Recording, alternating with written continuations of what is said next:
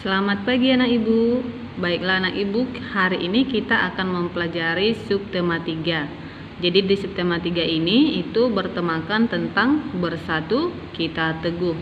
Tentu anak ibu pernah mendengar pepatah bersatu kita teguh, bercerai kita runtuh.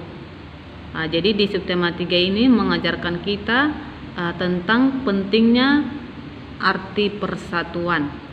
Dan hari ini juga kita akan membahas 2 poin, yaitu poin pertama tentang kata baku dan tidak baku, dan poin kedua adalah mengetahui apa manfaat hewan bagi manusia dan lingkungannya. Oke, satu-satu kita pelajari nak ya. Yang pertama adalah kata baku dan tidak baku. Jadi di pelajaran sebelumnya kita sudah mempelajari tentang hal-hal apa saja yang perlu kita lakukan untuk mencari info penting dari sebuah teks. Tentu dengan cara membuat peta pikiran, yaitu yang berisikan tentang 5W 1H. Apa, mengapa, siapa, bagaimana, kapan, dan di mana. Selain itu, kita juga perlu mengetahui atau mengamati penggunaan kata baku dalam teks tersebut. Jadi biasanya penggunaan kata baku itu biasanya digunakan dalam situasi resmi, serta penulisan dan pengucapannya harus sesuai dengan pedoman ejaan yang disempurnakan. Jadi anak ibu supaya lebih paham, di sini ibu lampirkan apa perbedaan kata baku dan tidak baku. Kalau kata baku adalah kata yang mengikuti kaidah bahasa yang telah ditentukan. Sementara kata tidak baku itu tidak mengikuti kaidah bahasa yang berlaku. Seperti contoh, kata tidak baku itu biasanya bahasa yang kita pakai sehari-hari. Contohnya apotik.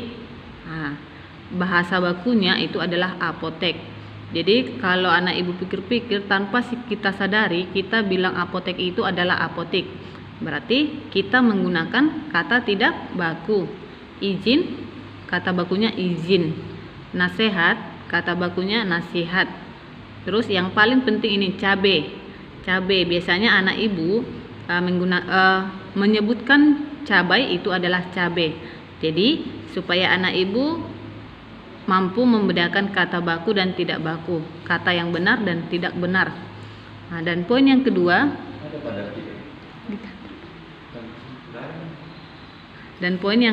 kita akan mempelajari tentang manfaat hewan bagi manusia dan lingkungannya. Jadi makhluk hidup itu ada 3, yaitu manusia, hewan, dan tumbuhan. Hewan dan tumbuhan itu diciptakan oleh Tuhan itu untuk keperluan manusia. Jadi manfaat hewan bagi manusia salah satunya adalah sebagai bahan makanan.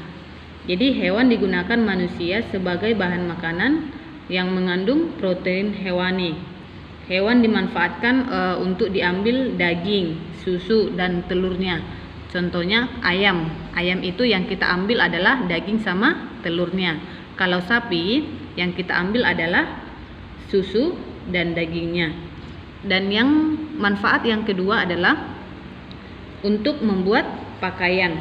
Jadi selain bahan makanan, manusia juga memanfaatkan hewan untuk membuat pakaian. Misalnya bulu domba itu digunakan untuk membuat kain wol. Manfaat yang ketiga adalah sebagai penghasil pupuk organik. Jadi pupuk organik itu diperoleh dari kotoran hewan. Pupuk organik yang terbuat dari kotoran hewan itu tidak membahayakan bagi lingkungan. Jadi aman untuk lingkungan. Jadi kira-kira seperti itu materi kita hari ini. Yang pertama tadi tentang kata baku, dan yang kedua tentang manfaat hewan bagi manusia. Jadi semoga video hari ini bermanfaat dan diharapkan anak ibu juga mampu memahami apa yang dimaksud dengan kata baku, dan anak ibu mampu menyebutkan manfaat hewan bagi manusia. Oke anak ibu, terima kasih. Tuhan Yesus memberkati.